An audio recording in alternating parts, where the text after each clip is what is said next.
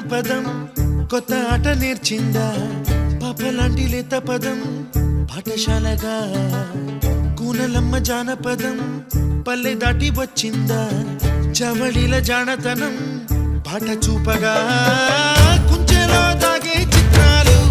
ఎదురొచ్చేలా